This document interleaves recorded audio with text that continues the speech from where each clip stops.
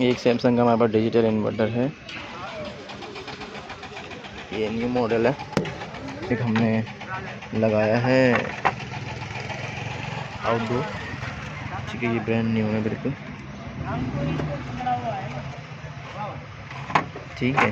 तो अब इसके ये देखें, ये एक डायग्राम है एसी की, फैन मोटर्स हैं और जो जितनी भी सप्लाई वगैरह सब कुछ, मतलब के तार वगैरह जो वायरिंग वगैरह जा रही है वो सब कुछ यहाँ पे इसमें बता रहे हैं, इसके अंदर नहीं डालना, ठीक है।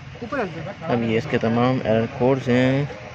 सबसे पहले तो आप ये देखें कि आपको एलईडी ऑन और एलईडी ऑफ और एलईडी ब्लिंकिंग का पता होना चाहिए कि जो है LED of, LED on.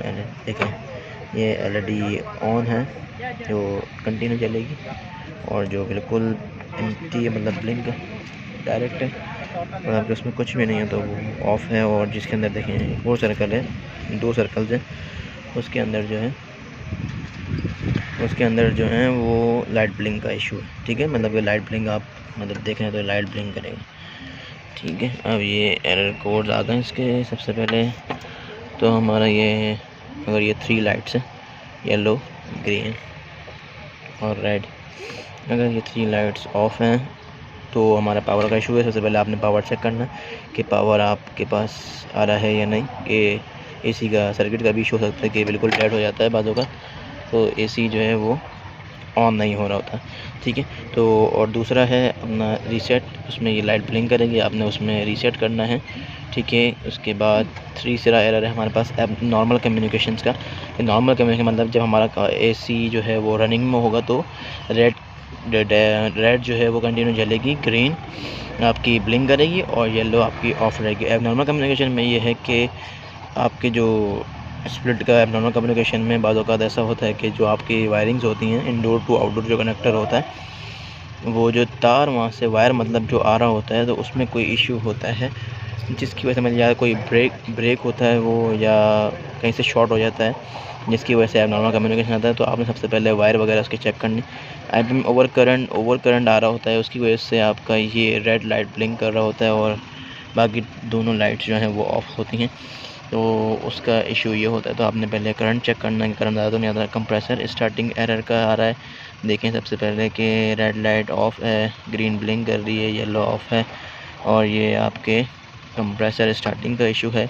Heat sink sensor, heat sink overheat, ये दोनों का सेम एरर है, एक ही एरर आता है दोनों का। तो आपने हीट सिंक देखना है कि उस पर पेस्ट है या नहीं, उस पर जो सेंसर लगा हुआ है उसकी वैल्यूज़ वगैरह चेक करनी है, ठीक है। उसके बाद डीसी लिंक वोल्टेज एरर आ रहा है, तो आपने ये देखें। तो मैं आपको दूसरी वीडियो में ये बता रहा हूँ, ठीक है। मैं हीट सिंक तक पहुँच गया था। हीट सिंक जहाँ पे एक ये देखें, ये हीट सिंक लगी हुई है, ठीक है।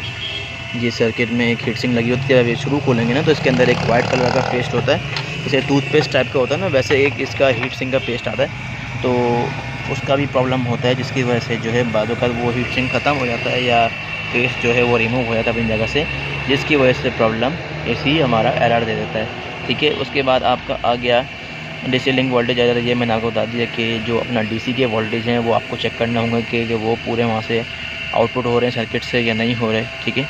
उसके बाद आपने देना है OLP temperature over temperature error, ये देखना है ओवरलोड जो प्रोटेक्ट कर रहा है आपका, उसका टेम्परेचर तो ज़्यादा नहीं है। उसके बाद करंट सेंसर एरर, ये देखना आपने जो करंट आ रहा है उसके सेंसर पे वो चेक करना है। इनपुट करंट सेंसर एरर, आपने इनपुट मतलब कि जो जहाँ से आपका मेन सप्लाई आ रही है वहाँ पे चेक करना है कि इनपुट पहले से टेम्परेचर मतलब कि आपके पास करंट जो है वो बिल्कुल प्रॉपर अवेलेबल है, और उसके बाद एक सेंसर लगा हुआ है इनपुट का, वहाँ पे आपने चेक करना है कि मतलब सप्लाई प्रॉपर है, जिसकी वजह से वो एरर दे रहा था, तो वो आपने चेक करना है। उसके बाद time out communication indoor to outdoor, ये देखिएगा कि कहीं ये टाइमर पे तो नहीं लग गया, जिसकी वजह से ये बार बार कट ऑफ, या 1 घंटे बाद 2 घंटे बाद जो टाइमर लगा हुआ होगा उसकी वजह से ये आउटडोर जो है वो बंद हो जाता होगा या इंडोर बंद हो जाता होगा। उसके बाद EEPROM डेटा एरर, जो सबसे अहम और सबसे इम्पोर्टेंट है, जो मतलब इसके बगैर जो है वो हमारा आउटडोर का सर्किट है वो मतलब कि रनिंग में आएगा ही नहीं। और ये जो EEPROM डेटा है वो सिर्फ़ और सिर्फ सैमसंग के इंजीनियर्स के पास होता है और किसी के पास नहीं होता, ठीक है। और ये एक बेसिकली कि एक चिप होती है, तो वो हमने जो है वो एसी में अपने आउटडोर के सर्किट में जो है वो इंस्टॉल करनी होती है, और उसके बाद हम लोग वो EEPROM जो है वो निकाल लेते हैं। बेसिकली एक प्रोग्रामिंग है वो। उसके बगैर जो है नील कार्ड जो होते हैं, मतलब कि जब आप अगर कोई कार्ड ख़राब हो जाए और आप दोबारा कार्ड लगाना चाहें नया, तो न्यू कार्ड में वो प्रोग्रामिंग होएगी, ठीक है। ओल्ड में प्रोग्रामिंग हुई भी होती है कंपनी के थ्रू, ठीक है। और जो न्यू होता है वो खाली सैमसंग के इंजीनियर्स के पास प्रोग्रामिंग है, वो ही कर सकते हैं। उसके बाद कंप्रेसर वायर मिसिंग एरर, बाज़ों का ऐसा होता है जो कंप्रेसर में वायर्स वगैरह लगी हुई हैं वो ब्रेक हो जाती हैं या शॉर्ट हो जाती हैं, जिसकी वजह से वो कंप्रेसर वायर का एरर देता है। उसके बाद DC link voltage sensor error, जो मैंने बात आपको ऊपर बताई कि डीसी लिंक जो मतलब हमारे 12 वोल्ट या ऐसे कुछ 10 वोल्ट्स या 15 वोल्ट्स ऐसे कोई वोल्टेज आ रहे होते हैं, तो आपने वहाँ पे वोल्टेज वगैरह चेक करने के कम हैं या ज़्यादा हैं, ठीक है। उसके बाद आपने AC input voltage limit trip error, AC के जो इनपुट है मतलब कि जहाँ से एसी को मिल रहा है वो चेक करना है आपने, यहाँ पे वोल्टेज वगैरह पूरे हैं। इसकी वजह से कि एरर के बाज़ों का करंट ज़्यादा होता है, जिसकी वजह से वो एरर जो है वो मतलब कि आउटडोर जो है वो आपका ट्रिप करा देता है। तो तमाम ये एरर कोड्स हैं हमारे AR18NSF के, ठीक है। और ये उसकी डायग्राम है, ठीक है। यहाँ से आपको सारे वायरिंग और आपके सारे फैंस वगैरह बता देगा कि फैंस और वायरिंग वगैरह किधर हैं, ठीक है। सब में बताना, ठीक है। और अब ये जो सेंसर्स के एरर आते हैं बाज़ों का, तो आप उसको पहले सेंसर को चेक कर लीजिए कि सेंसर की वैल्यू तो मतलब तब्दील नहीं हो गई, मतलब कि अलग तो नहीं हो गई है बिल्कुल। अगर सेंसर की वैल्यू सेम है, मतलब कि बिल्कुल ठीक है सेंसर की वैल्यू, तो फिर आपके सर्किट का इशू हो सकता है। जो आपका ये मेन बोर्ड लगा हुआ है, ठीक है, ये जो आपका मेन बोर्ड है, फिर आपको इसको रिप्लेस करना होगा।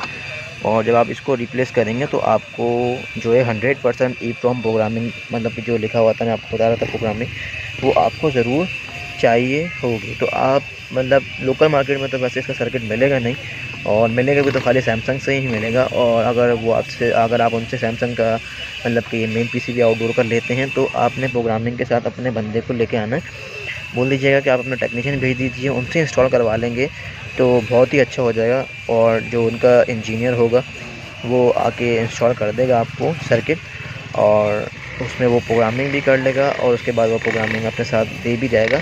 तो आपका देन जो आपका AC होगा वो नॉर्मली कंडीशन में आ जाएगा और उसकी रनिंग स्टार्ट हो जाएगी। और